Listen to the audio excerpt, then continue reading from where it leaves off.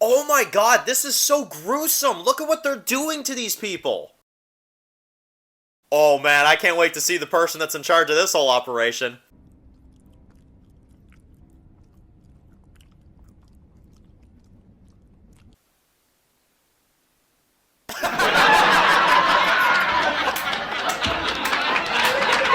Hey guys, it's Dan, your host of Dan's Reviews, and today I'm back for another movie review for today. This is my review for Snowpiercer.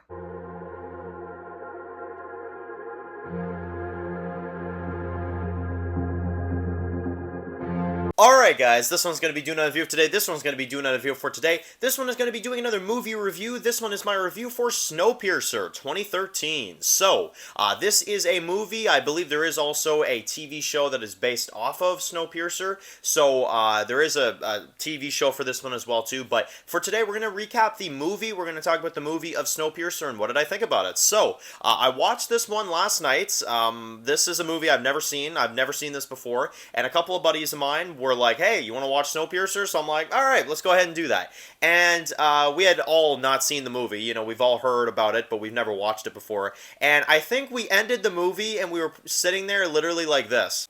What are we doing with our lives? I mean, really, like, this movie, okay, I'm gonna go into why I don't like it so much. We're gonna go over the plot, we're gonna go over everything like that, and then we'll kind of give a rating. So, this movie, right, it's about, basically this, like, huge blizzard, this, like, huge snowfall or whatever, that has covered, like, most of the Earth, which we end up finding out later on.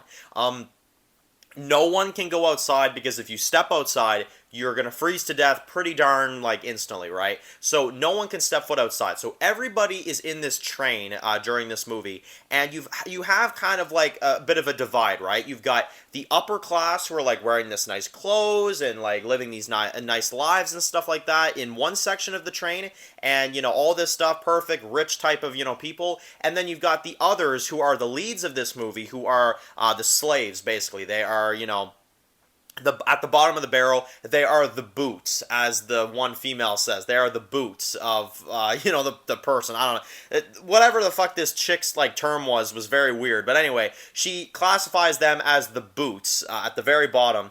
And, anyway, they basically are being treated like slaves. They've been being treated by slaves for like 18 years. And I'm talking babies, families, like this whole ordeal. Older people, the elderly, like all that stuff. And we follow our lead in this one, who's named Curtis, who is played by the one and only Captain America. And he is really, really good in this movie. He's actually a very, very good lead, I will say. And he is, with the rest of them, just suffering, right? And you'd think like, well, why don't they try something? It's been 18 years. Why don't they try something against these like higher class people? And one of the guys actually does, and they end up punishing him. It doesn't go far at all because they hang his arm out the darn window, and instantly within a couple minutes his like arm is frozen over and they cut it off, and that's like a punishment to show the others, like, you try to fuck us over, you try to fuck around, this is what's going to happen, this sort of thing.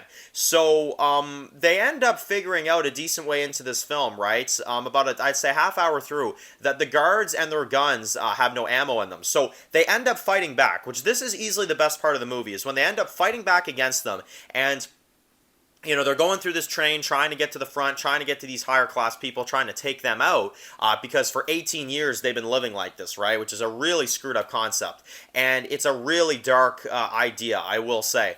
And I love it. They end up fighting back. This is probably my favorite part of the movie, where you've got like the battle going on. You've got like the night vision scene where they end up driving through this like dark like tunnel or whatever and stuff like that, and they can't see shit, but they're trying to fight the guards, right? So the guards have night vision, but our group doesn't. So they're like swiping at like nothing, right? They're just desperately trying. And I thought it was really good.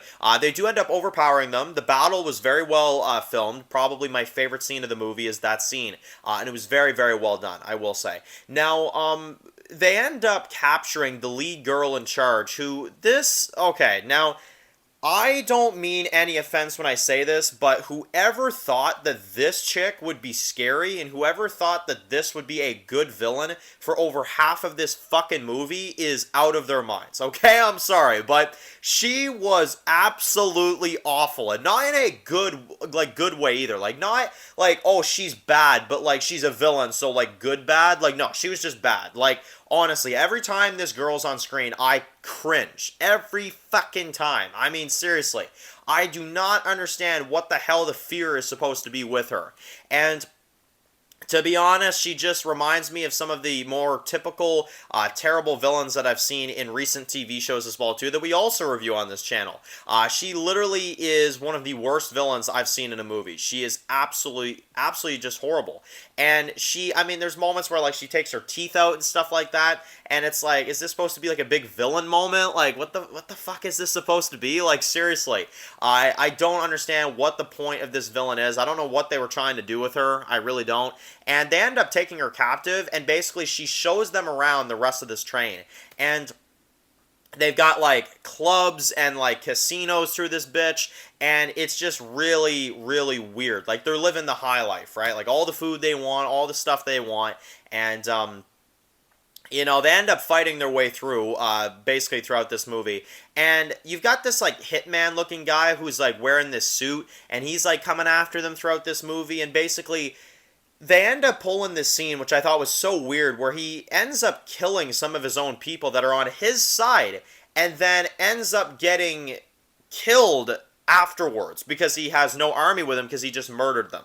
So that makes absolutely no sense either. He murders his army, and then Curtis and his people come in, and they kill him, although he doesn't really die because we find out he's alive later on, so that makes no sense either.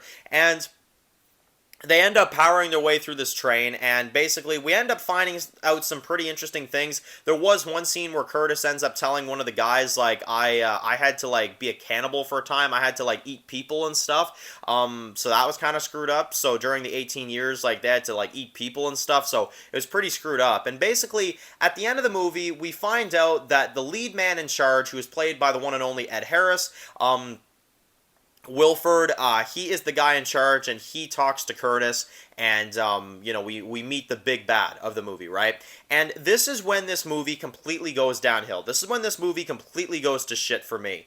We find out that Wilford set all of this up over the past 18 fucking years so that Curtis could be the man in charge and he could take over the train. What? Like, what the fuck? Like, seriously, what the fuck is that twist? Like, seriously. We find out that this entire movie, Wilford has been attacking Curtis and his people and trying to kill him and trying to kill everybody else, just to find out that he wants to hand it over to him. You know what I mean? And it's so fucking stupid. I mean, seriously. The guy that you've tried to kill throughout the whole thing, you're gonna now make the lead of this train. I have no words for how stupid and utterly dumb that twist is, to be honest. Now, they end up finding the kids. They end up, you know, finding the kids that were missing beforehand throughout the movie, which is fine.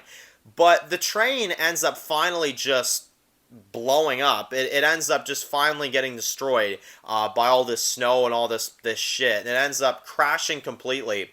And the lead, Curtis, dies. The villain, Wilford, dies. Everybody dies. And the only people that get out is, like, this one girl and her kid. And she steps out of the train, and we get a big reveal at the end of the movie that you can now step foot outside and you won't freeze to death, and they walk out there into whatever life they have left. And that's the end of Snowpiercer.